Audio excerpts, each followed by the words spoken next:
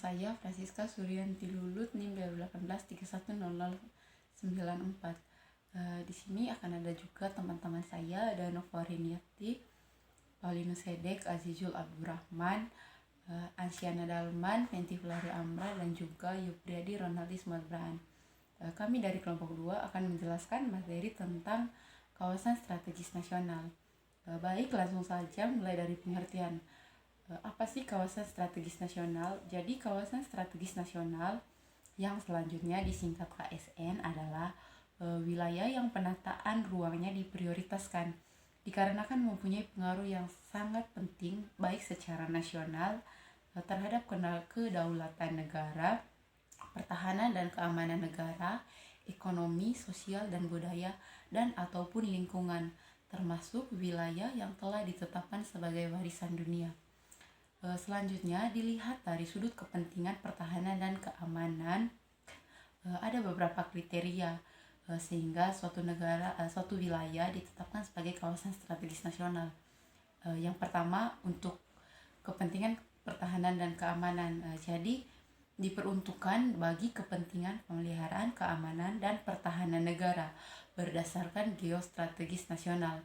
Lalu yang kedua, diperuntukkan bagi basis militer, daerah latihan militer, daerah pembuangan amunisi, dan peralatan pertahanan lainnya. Lalu selanjutnya sebagai gudang amunisi, daerah uji coba sistem persenjataan, dan juga kawasan industri sistem pertahanan. Saya Nova Reniati akan melanjutkan materi tentang sudut kepentingan pertahanan dan keamanan pada poin ketiga, yaitu merupakan wilayah kedaulatan negara termasuk pulau-pulau kecil terluar yang berbatasan langsung dengan negara tetangga atau laut lepas. Materi selanjutnya ada sudut kepentingan pertumbuhan ekonomi. Yang pertama, memiliki potensi ekonomi cepat tumbuh. Yang kedua, memiliki sektor unggulan yang dapat menggerakkan pertumbuhan ekonomi nasional. Yang ketiga, memiliki potensi ekspor. Yang keempat, didukung jaringan prasarana dan fasilitas penunjang kegiatan ekonomi. Baik, saya akan melanjutkan pada poin yang ketiga, sudut kepentingan pertumbuhan ekonomi. Saya akan melanjutkan yang kelima, memiliki kegiatan ekonomi yang memanfaatkan teknologi tinggi. Yang keenam, berfungsi untuk mempertahankan tingkat produksi pangan nasional dalam rangka mewujudkan ketahanan pangan nasional. Baik teman-teman, di sini poin keenam ini di mana kawasan nasional juga ditetapkan sebagai tempat untuk mempertahankan ketahanan pangan nasional.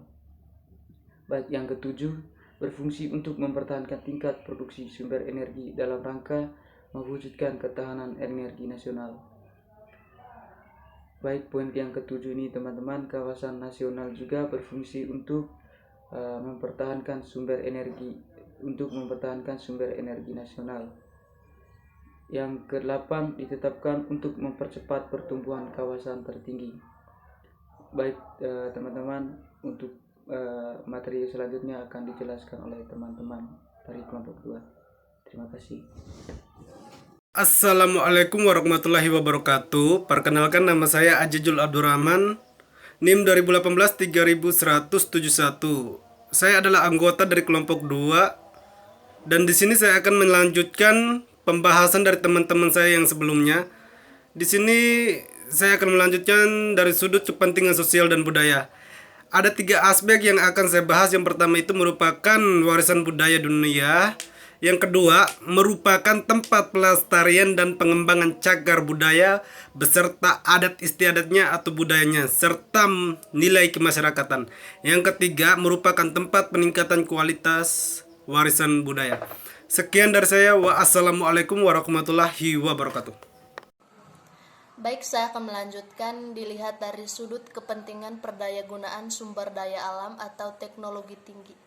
Yang pertama, diperuntukkan bagi kepentingan pengembangan ilmu pengetahuan dan teknologi tinggi berdasarkan lokasi sumber daya alam, strategi nasional, dan pengembangan antariksa serta tenaga atom dan nuklir yang memiliki sumber daya alam strategi nasional dan berfungsi sebagai pusat pengendaraan dan pengembangan antariksa atau sebagai pengendaraan tenaga atom dan nuklir, dan berfungsi juga sebagai lokasi penggunaan teknologi tinggi strategi. Terima kasih. Baik, saya Fenty akan melanjutkan presentasi dari kami, kelompok kami, yang menjelaskan tentang sudut kepentingan ilmu dan daya lingkungan hidup. Yang pertama, merupakan tempat perlindungan keanekaragaman hayati. Dan yang kedua, merupakan aset nasional berupa kawasan lindungan ditetapkan bagi perlindungan ekosistem, flora dan fauna yang hampir punah atau diperkirakan akan punah, yang harus dilindungi atau dilestarikan. Yang ketiga, memberikan perlindungan keseimbangan tata guna air yang setiap tahun berpeluang menimbulkan kerugian negara. Dan yang keempat, memberikan perlindungan terhadap keseimbangan iklim makro. Terima kasih. Baik, di sini saya akan melanjutkan penjelasan materi tentang sudut kepentingan fungsi dan daya dukung lingkungan hidup. Langsung saja ke poin yang kelima, menuntut prioritas tinggi peningkatan kualitas lingkungan hidup. Poin keenamnya, rawan bencana alam nasional, atau poin yang ketujuhnya, sangat menentukan dalam perubahan rona alam dan mempunyai dampak luas terhadap kelangsungan hidup. Mungkin itu saja dari saya. Baik, sekian dan terima kasih.